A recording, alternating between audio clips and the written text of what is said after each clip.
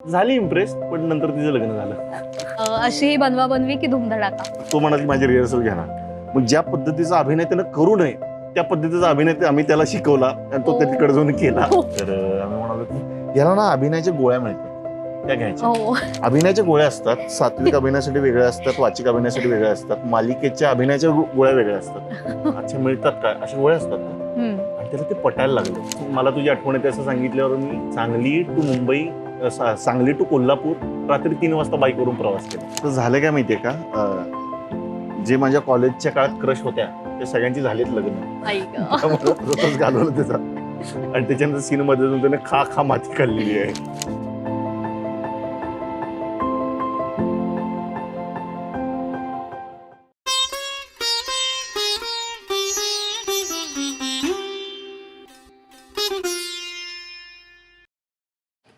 नमस्कार रसिका प्रेक्षक हो, गप्पा गोष्टी कविताच्या आजच्या व्यक्त अव्यक्तच्या या पॉडकास्टच्या सिरीजमध्ये मी तुम्हा सगळ्यांचं मनापासून स्वागत करते.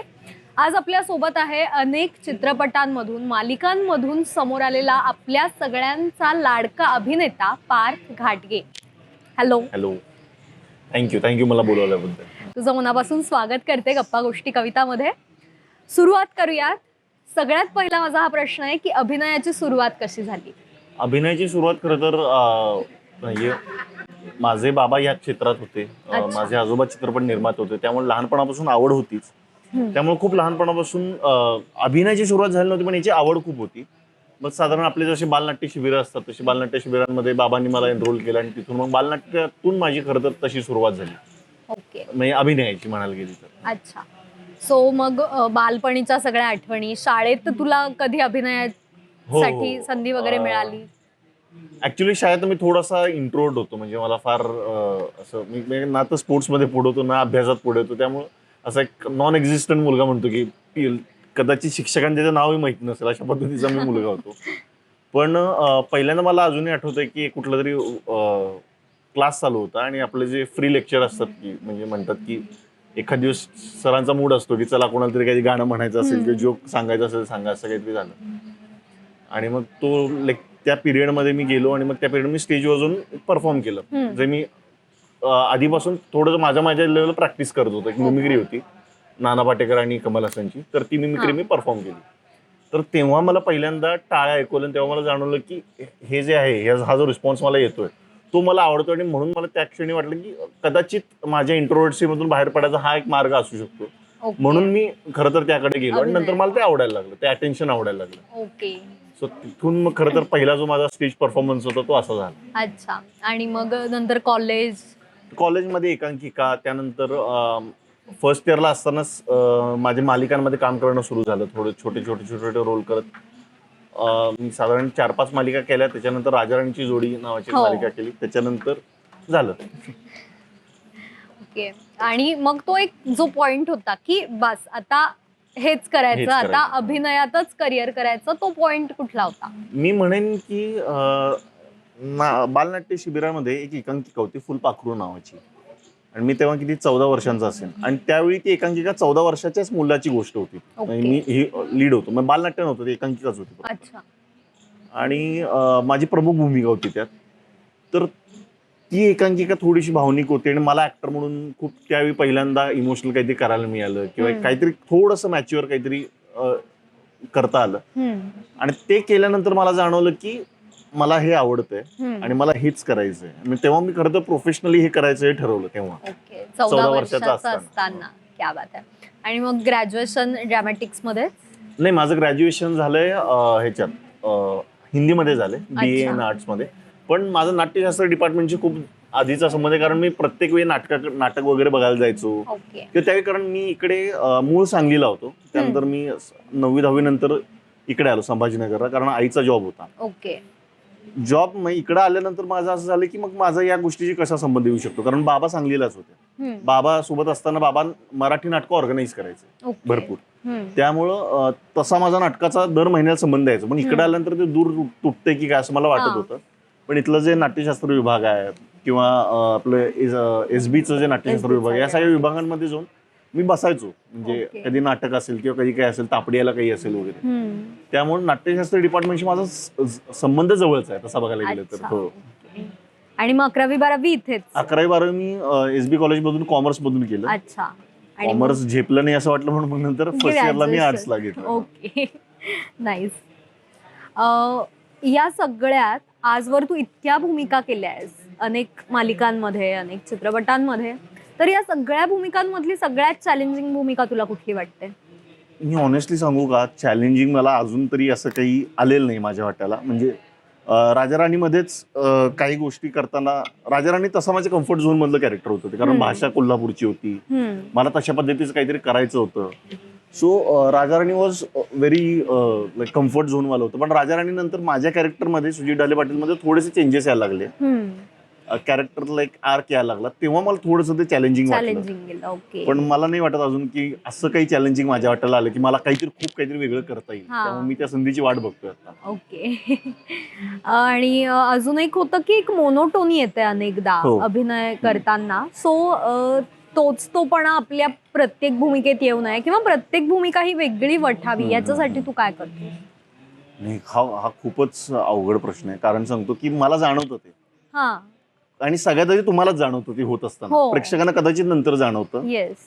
तुम्हालाच ते जाणवतं, आणि मग एका मोनोटोनी यायला लागतं. आणि ती मोनोटोनी सगळ्या पद्धतीची असते. म्हणजे तुमच्या बॉडी लँग्वेज मधली असू शकते, तुमच्या करेक्ट.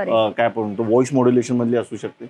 तेव्हा मग ठरवून काहीतरी तुम्हाला असं काहीतरी करायला लागतं ती मोनोटोनी तोडण्यासाठी, की ते कॅरेक्टरचं पण वाटेल, but at the same time वेगळं वाटेल. त्यामुळे तो एक स्वीट स्पॉट शोधणं खूप अवघड आहे. ओके. पण त्या तिथेच खरं तर ऍक्टरचं कसं लागतं असं मला वाटतं. आणि मालिका केल्यामुळे थोडीशी मोनोटोनी येतेच, कारण मालिका हे माध्यम तसं तुम्हाला काय आपण म्हणतो, माध्यमच तसं आहे की तुम्हाला रोज करायचं असतं आणि लवकर डिलिव्हर करायचं असतं. त्यामुळे इथे प्रोसेस करून ते काहीतरी करायला तुमच्याकडे वेळ नसतो. त्यामुळे फास्ट फूड मध्ये ते फास्ट फूड आहे, ते तिथे काही पंचपक्वानं तुम्ही नाही बनवू शकत. त्यामुळे जे पटकन होईल ते तुम्हाला डिलिव्हर करून द्यायला लागतं. पण जेव्हा वेगळं काहीतरी आता, कारण मला अजून तसा वेगळा रोल असा काही मिळालेला नाही ऑनेस्टली. त्यामुळे जेव्हा तो येईल तेव्हा मी तो मोनोटोनी तोडायचा प्रयत्न करेन. तो मग आवाजातून, बॉडी लँग्वेज मधून तुम्ही तुमच्या पद्धतीने प्रयत्न करता कसं तोडता येईल ते. ओके.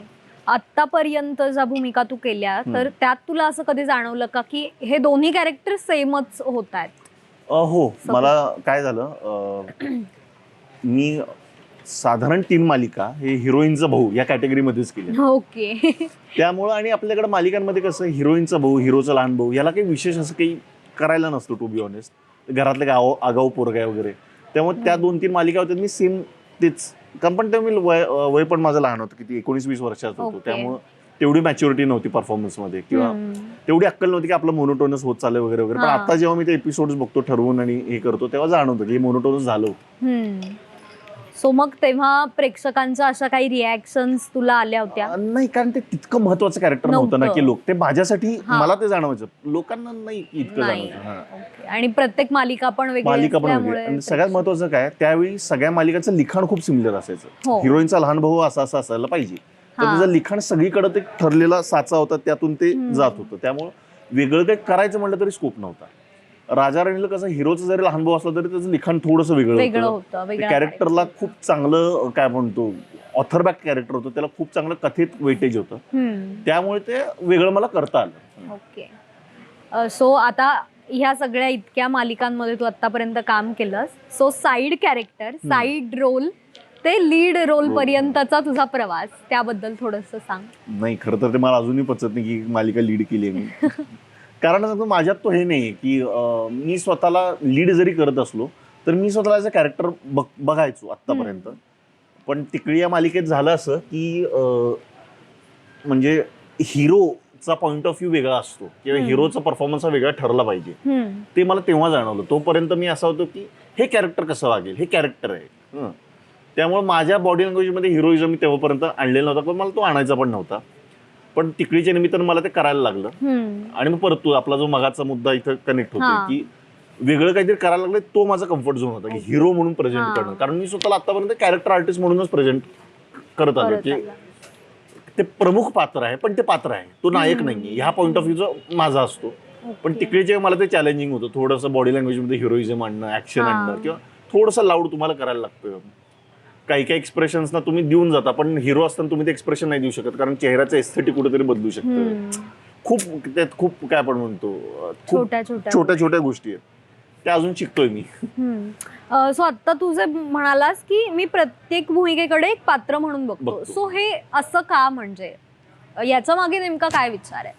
विचार असा नाही, म्हणजे काय आपण म्हणतो, मी त्या स्कूलचा नाही किंवा माझी थॉट प्रोसेस तशी नाही. ओके. तिकडे पहिल्यांदा असं झालं की मी कसा दिसतोय परफॉर्म करताना ह्याच्याकडे मला लक्ष द्यावं लागलं. ओके. तोपर्यंत माझं राग आल्यावर माझे डोळे कसे दिसत आहेत, हे कसे दिसत आहेत, ते दिसताना छान दिसत आहेत, ह्याकडे माझं लक्ष नसायचं. माझं लक्ष तोपर्यंत ह्याकडे असायचं की जे या कॅरेक्टरनं फील करणं अपेक्षित आहे त्या क्षणाला मी ते फील करतोय. ओके. आणि जर फील करतो तर बाहेर आपोआप येईल असं माझं मत होतं, पण ते तिकडच्या वेळी थोडंसं मला तोडून थोडंसं अजून, आणि मी ते अजून शिकतोय की मी तोपर्यंत ना सेल्फ अवेअर नव्हतो की एखादं एक्सप्रेशन देताना माझा चेहरा कसा दिसतो या गोष्टीला घेऊन. पण आता तिकडे नंतर मी थोडासा सेल्फ अवेअर व्हायला लागलोय की बॉडी लँग्वेज कशी आहे, माझी वॉक कशी आहे. तोपर्यंत मला माझ्या वॉक मध्ये पण प्रॉब्लेम जाणवला नाही, पण तिकडे बघता मला तो जाणवला, तर मी त्याच्यावर पण हळूहळू काम करतोय सगळ्या गोष्टींवर. त्यामुळे ती प्रोसेस चालूच आहे हळूहळू. ओके. ही थोडीशी नाटकाची प्रोसेस आहे असं मला वाटतं, की जे पात्र आहे ते पात्र अनुभव. हो हो हो, नाटकाचं बॅकग्राऊंड असल्यामुळेच कदाचित. सो मग ह्याचा कधी कुठे काही प्रॉब्लेम होतो का, की नाटकाची थॉट प्रोसेस घेऊन तुम्ही सिरियल मध्ये काम करताय? हो, होतो ना. म्हणजे तुमच्या बॉडी लँग्वेजला थोडंसं तुम्हाला कट डाऊन करायला लागतं, पण तो सुरुवातीला होता, कारण आता नाटक करून सुद्धा खूप वर्ष झाली मला. पण ते तुम्हाला स्विच ऑफ एका पॉइंटला बऱ्याच नटांना जमतो, कारण मी आता नाटक करून आता ऑलमोस्ट 10 वर्ष झाली असतील, त्यामुळे नाटकाचा काही संबंध आला नाही, फक्त मालिका केल्यात माझ्या. त्यामुळे मालिकेच्या काय आपण म्हणतो त्या क्राफ्टची जास्त आता खरं तर मला तू नाटक करायला सांगशील कदाचित जमणार नाही, किंवा मग मला थोडीशी भीती आहे त्या गोष्टीला घेऊन, कारण आवाज, बॉडी लँग्वेज या सगळ्या गोष्टी. पण आत्ताच्या घडीला मी मालिकेच्या क्राफ्टच्या थोडंसं जवळ असल्यामुळे मला तो काय आपण म्हणतो, मी आता त्या कम्फर्ट झोन मध्ये आलेलो आहे की मला आता नाटक आणि ह्याच्यात बायफर्गेट करायची गरज पडत नाही. ओके. आता तुझी जी इंस्टाग्रामवरची सिरीज आहे हाय बाळा, सो ती खूप फेमस झाली. हो हो हो. आणि त्यावरून म्हणजे साधारण एकंदर खूपच लोकांना ती आवडली. तर म्हणजे ही सुचलं कसं? आणि नाही, ते it was all by accident. आणि मी एक रील करत होतो, आणि त्या रीलमध्ये साधारण 2024 मध्ये मी सुरू केलं होतं ते, आणि मी त्या रीलमध्ये एका कॅरेक्टरचं स्पूफ करत होतो, एका हिंदी कंटेंट क्रिएटरचं. आणि ते स्पूफ करताना हळूच म्हणजे व्हिडिओ करताना मी बोलून गेलो हाय बाळा. तो सुरुवातच तशी होती, आणि तिथून पुढे तो कॉमेडी कॉन्टेंट होता अख्खा.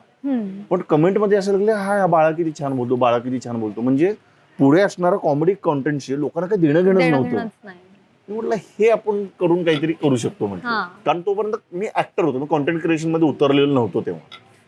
पण ते झाल्यानंतर मग मी ठरवलं की करून बघूया. मग त्यानंतर मी जो पुढचा व्हिडिओ केला तो ठरवून मोटिवेशनल करायचा आणि फिमेल ऑडियन्स डोक्यात ठेवून ते बरोबर केलं, आणि इट वेंट लाईक एनिथिंग. म्हणजे 2 दिवसात मला 2 मिलियन व्ह्यूज होते त्या व्हिडिओला.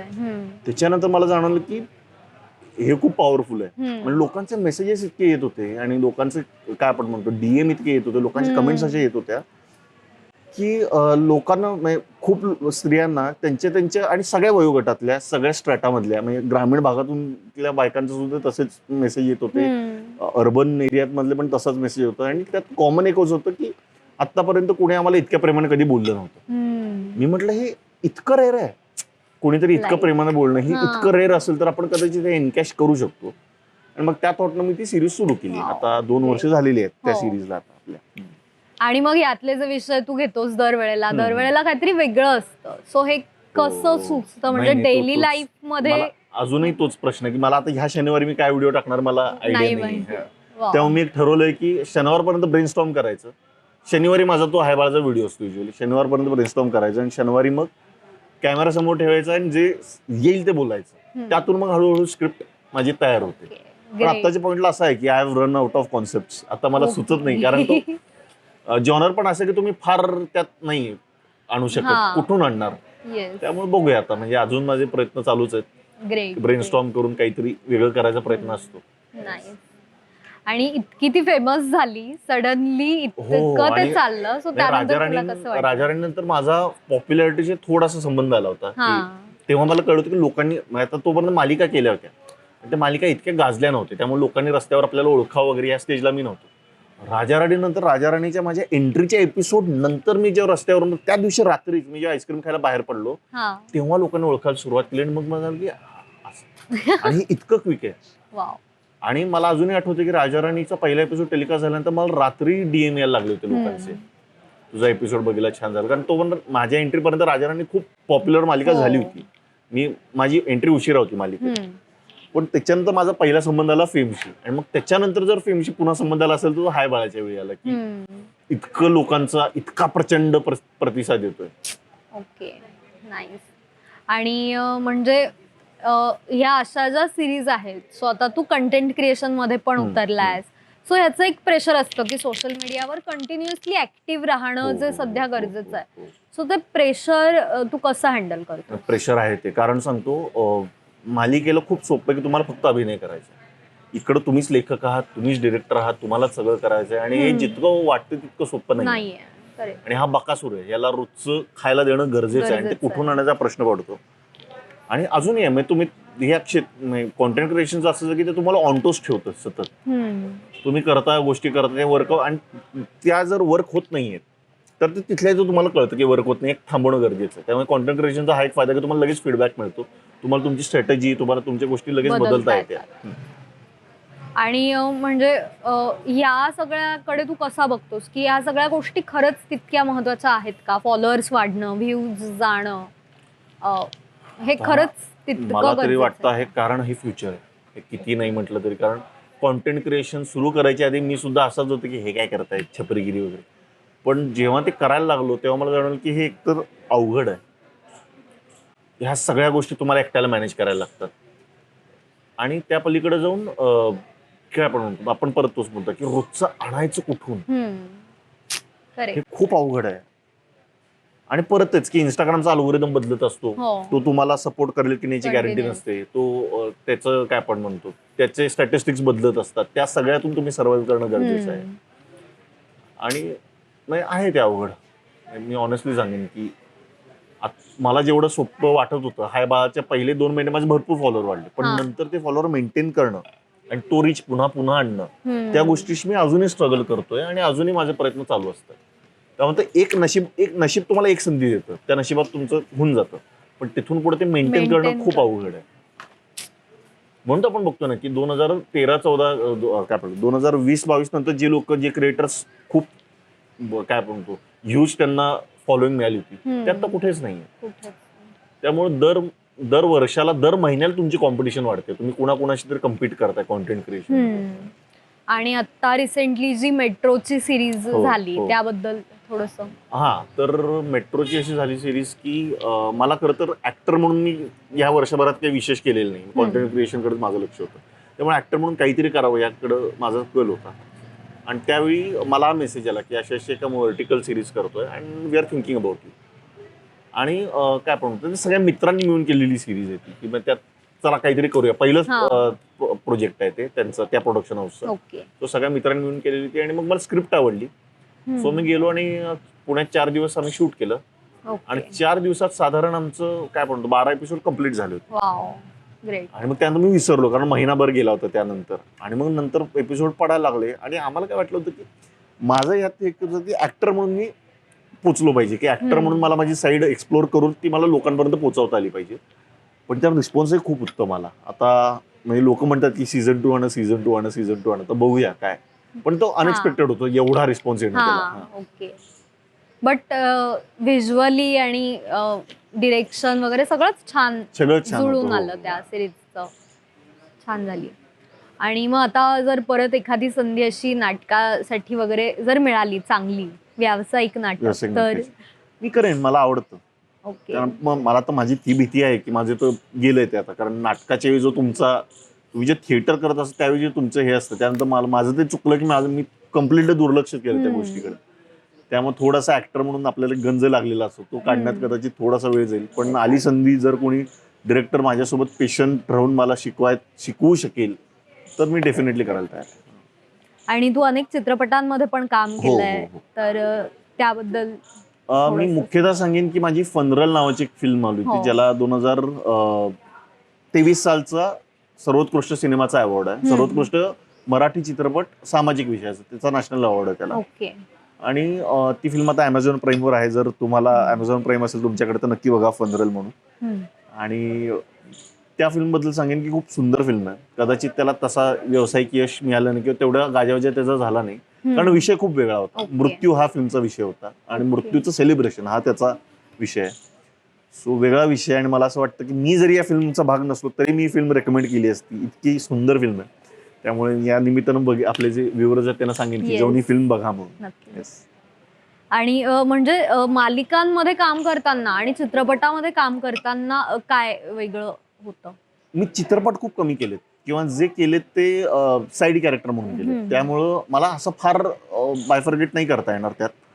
पण परत तो चित्रपटामध्ये तुम्हाला वेळ असतो, मालिकेत तुमच्याकडे वेळ नाही. मालिकेत तुम्हाला दिवसाचे 24 मिनिटं काही करून काढायची.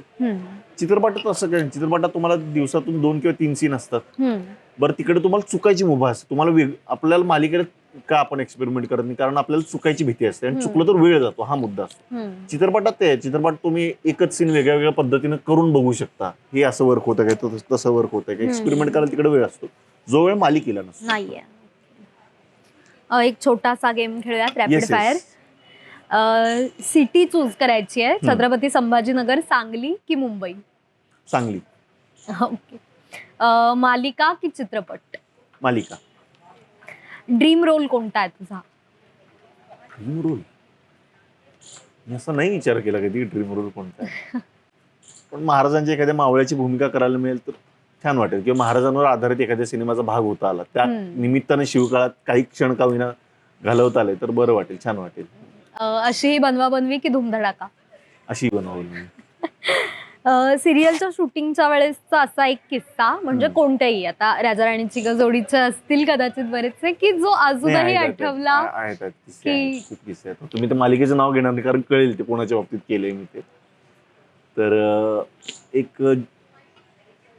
एक असा ट्रॅक होता की 2-3 दिवसासाठी कॅरेक्टर आणलं होतं आणि तो कोणीतरी सांगलीचाच एक लोकल आर्टिस्ट होता आणि त्याला फार काही यातलं कळत नव्हतं. तो दिसायला छान होता म्हणून त्याला घेतलं होतं, पण इकडं सेटवर आल्यावर त्याची गंमत झाली, असं झालं. तर तो आला आमच्याकडे आणि हे काय कसं करायचं असतं म्हणून त्यानं आम्हालाच दाखवलं की हे असं असं आहे आणि मला माहित नाही कसं करायचं. तर म्हटलं हा इंटरेस्ट नाही आहे. म्हटलं मी आणि आमचे अजून को ॲक्टर होते, आम्ही दोघांनी मजा करायची ठरवली.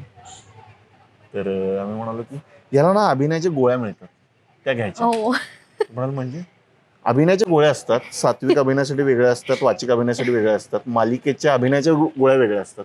अच्छा मिळतात काय, अशा गोळ्या असतात का? आणि त्याला ते पटायला लागलं. मग आम्ही त्याला काय काय सांगून बरंच गंडवलं. त्याचा चांगला अर्धा तास घेतला, अर्धा तास घालवलं त्याचा. आणि त्याच्यानंतर सीन मध्ये त्याने खा खा माती खाल्लेली आहे. आणि मग नंतर त्याची तो म्हणाला की माझी रिहर्सल घेणार. मग ज्या पद्धतीचा अभिनय त्यानं करू नये त्या पद्धतीचा अभिनय आम्ही त्याला शिकवला आणि तो तिकडे जाऊन केला. आणि आमच्या प्रोडक्शन हाऊसचे जवळजवळ 3 तास त्यात वाया गेले, ज्या सीनला अर्धा तास लागणार होता त्या सीनला. कुठल्या मालिकेत ते सांगणार नाही. ओके, ठीक आहे.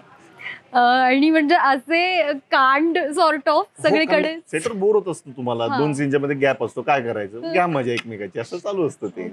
नाईस, भारी. क्रशला इम्प्रेस करण्यासाठी कधी काय असं केलंय? क्रशला इम्प्रेस करण्यासाठी? आणि आता असं झालं की म्हणजे कॉलेजच्या वयात ती क्रश होती, पण आता एकंदर तुझी पॉप्युलॅरिटी वगैरे बघून की तीच तुला अप्रोच करते वगैरे, असं कधी काय झालंय? नाही, आता झालं काय माहितीये का, जे माझ्या कॉलेजच्या काळात क्रश होत्या त्या सगळ्यांची झालीत लग्न. असं काही कोणी नाहीये. पण काय म्हणतो, त्या मुलींचे मेसेज आले नंतर की तुझी मालिका बघितली, तुझा व्हिडिओ बघितला, छान वाटलं वगैरे, असं आहे. आणि क्रश साठी केलेली गोष्ट खरं तर नाही, मी खूप तसा नॉन रोमॅन्टिक पर्सन आहे. मला फार असं काही ग्रँड जेस्चर्स नाही जमत, कधी कोणासाठी केले नाही आहेत. हा, मी काय आपण म्हणतो, प्रवास केलाय. तिनं लगेच मला तुझी आठवण येते असं सांगितल्यावर मी सांगली टू मुंबई, सांगली टू कोल्हापूर रात्री 3 वाजता बाईकवरून प्रवास केला फक्त तिला भेटण्यासाठी. Wow, how romantic actually. पण हा, म्हणजे इम्प्रेस करण्यासाठी कराव्या लागतात गोष्टी. मग झाली इम्प्रेस? झाली इम्प्रेस, पण नंतर तिचं लग्न झालं. ओके. पण हे खूप आधी, म्हणजे साधारण फर्स्ट इयर सेकंड इयरला वगैरे असतानाची गोष्ट आहे. तेव्हा बावळट होतो आपण, सगळेच असतो प्रेमात, असं काही फालतूगिरी करतो आपण त्यापैकी. अगदीच. आणि आता अनेक मुलं या इंडस्ट्रीत यायला बघतायत, त्यांना असं खूप अप्रूप असतं की फेमचा पण खूप एक हे असतो. सो म्हणजे ह्या खरंच गोष्टी तितक्या हे आहेत का की विचार न करता या इंडस्ट्रीमध्ये यावं? आणि सगळ्यात महत्वाचं म्हणजे काय माहितीये का, लोकांचा हा एक समज झालाय की मला काय पण म्हणतो, मला व्हिडिओ करता येतं, मला लिपसिंग करता येतं, याचा अर्थ मला अभिनय येतो किंवा अभिनय शिकायची गरज आहे, हेच लोकांना मान्य नाहीये. लोकांना असं वाटतं की डिरेक्टली जाऊन आम्ही ऑडिशन द्यायला लागलो आमचं होऊन जाईल, पण तसं नाहीये. अभिनय शिकणं ही पहिली पायरी झाली. अभिनय शिकल्यानंतर संधी मिळवण्यासाठी योग्य ठिकाणी दार ठोठावणं, ती एक वेगळी. आणि परत यातून खूप मोठा भाग आहे तो म्हणजे तुमचं नशीब. तुमच्या नशिबात जर असेल तर तुम्हाला घरात डिरेक्टर येऊन बोलवून तुम्हाला काम देऊन घेऊन जाईल, इतकं साधं सरळ सोपं आहे. त्यामुळं ह्या गोष्टीवर रिलाय करा की नशीब खूप महत्वाचा फॅक्टर आहे. त्यामुळे येताना एकतर करिअरला तुमचा एक प्लॅन बी असायला पाहिजे असं मला वाटतं. कारण जर घरचे तुमच्यावर फायनान्शियली डिपेंडेंट असतील तर तुम्ही काहीतरी प्लॅन बी ठेवा आणि मग या क्षेत्राकडे वळा, पहिली गोष्ट. आणि दुसरी गोष्ट, जर घरचे तुमच्यावर नसतील फायनान्शियल डिपेंडंट, तरी सुद्धा तुमच्यावर ही जबाबदारी आहे की तुमच्याकडे काहीतरी एक करिअरचा प्लॅन बी असायला पाहिजे की जर उद्या या क्षेत्रानं माझं उदरनिर्वाह नाही झाला तर माझ्याकडे काहीतरी एक बॅकअप प्लॅन असायला. Thank you so much. आज तू वेळात वेळ काढून आमच्यासाठी इथे आलास आणि खूप मजा आली तुझ्याशी गप्पा मारून. अनेक वेगळ्या वेगळ्या गोष्टी समजल्या, कंटेंट क्रिएशन बद्दल पण खूप गोष्टी जाणून घेता आल्या. तुझ्या पुढच्या प्रवासासाठी सुद्धा गप्पा गोष्टी कविताकडून तुला खूप शुभेच्छा. आणि असंच आपण सगळेच जण ऍक्टिंग तुझी बघत राहू. आम्ही असा तुला शुभेच्छा देते. थँक्यू मला बोलवल्याबद्दल. असेच पॉडकास्ट बघण्यासाठी गप्पा गोष्टी कविताला लाईक, शेअर आणि सबस्क्राईब नक्की करा. धन्यवाद.